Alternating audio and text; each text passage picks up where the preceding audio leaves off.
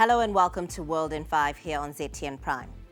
SADC chairperson President Mnangagwa said African nations have a responsibility to deepen collaboration and synergies for a brighter and prosperous future in honor of the legacy bequeathed by its founding fathers.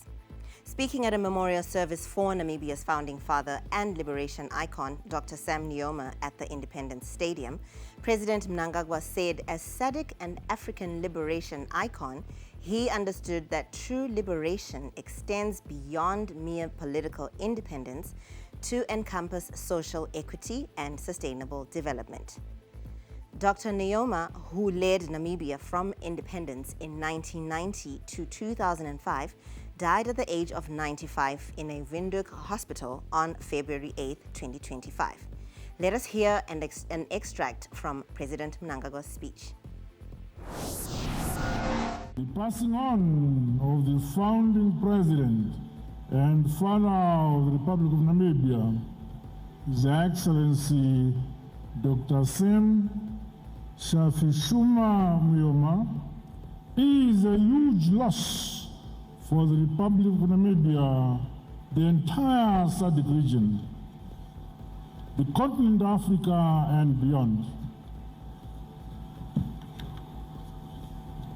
His selfless efforts and unwavering commitment to justice, equality and freedom for his people and all of mankind will remain etched in our collective memory for posterity. The late Dr. Nujoma, who had more than just a political figure, he was a larger-than-life revolutionary icon and a shining beacon of hope for the peoples of Africa. His astute, exemplary and consistent leadership during our struggles for independence laid critical building blocks for the democratic culture that not only Namibia but the whole of SADC cherished so dearly to this day. The Reserve Bank of Zimbabwe insists there is no liquidity crisis in the market despite widespread concerns from both formal and informal business. In an exclusive interview with Zim Papers television network, Governor John Mushayevanu said banks are sitting on money they must lend and the central bank has no intention to print more than what matches the minerals and foreign currency reserves.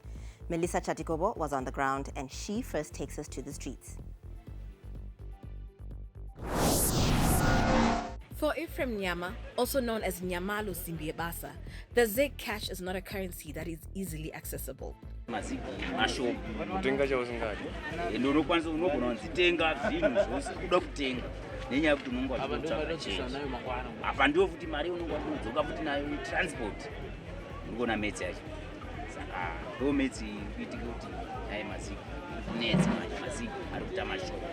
As a person who sells and hires pushcarts in Bari, he has often lost business as a result.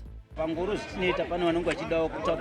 anenge ka short distance kaanenge achide kuita anogona ngoti ona shamari ndokupawo 50 cents zvinova zvinhu zvinozoti bata futi pachange yatakutora yakuti inenge yakutinetsa kuti change iyo inenge yakushaika. He represents individuals who are convinced that Zimbabwe is in a liquidity crunch. But the Reserve Bank of Zimbabwe is of a different view. According to the governor, John Mushayevanu, there is enough ZEG to stimulate trade in the economy. The SADC Ministerial Committee on Transport, ICT and Meteorology has signed 2 contracts for the North-South Corridor and the Beira Corridor. This is expected to boost the region's transport network. Chairperson of the committee, Minister Felix Mona, said the region will prioritize the railway master plan, and this will shift cargo transportation from road to rail and ultimately boost road lifespan. We have seen that I've signed 2 agreements, one which is the Beira Corridor and North-South Corridor. The essence of these corridors is, that we are a land-locked country, but we want to be land-linked. And we connect through ports. We have been seeing our roads being damaged, whether it's due to climatic changes, and we are saying we cannot continue having our cargo going through roads. So you see a vibrant and deliberate approach towards resuscitation of railway line. So you see us now having more in terms of focusing on railway line so that we shift the cargo that is going through roads, going through the railway line. So the drive for the region is to say, let's capacitate our railway line. And precisely this is what we are doing. And in our last story, authorities have moved in to investigate rampant allegations of sexual harassment and abuse at colleges and universities, calling on all victims and witnesses to come forward with information for the perpetrators to be dealt with.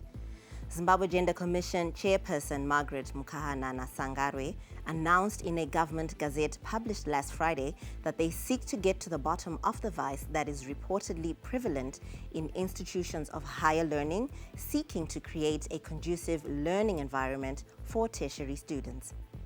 Now, there have been allegations of rampant sexual harassment and abuse in tertiary institutions, either in exchange for better marks on assignments or for other favors, which is now known as thigh for marks or sex for grades. And reports are that some students have faced abuse due to financial challenges while seeking accommodation, food, and other necessities, a development that has been a cause for concern for guardians and gender activists. The notice reads, the Zimbabwe Gender Commission intends to investigate complaints of sexual harassment in institutions of higher learning in Zimbabwe. Further to the above notice, an invitation is hereby given to any victims or witnesses to any acts of sexual harassment and abuse in tertiary institutions and institutions of higher learning to present to the Commission written complaints, witness statements, and any other supporting documents or evidence which can assist in the investigation. Oral hearings will commence thereafter on dates to be advised by the Commission. Any person who wishes to make any submissions regarding the above should visit the Commission offices and/or submit them in writing to the Chief Executive Officer, Zimbabwe Gender Commissions. Women rights group Shamwari Mwanasikana welcomed this development, urging all the victims and witnesses to open up for the scourge to be uprooted.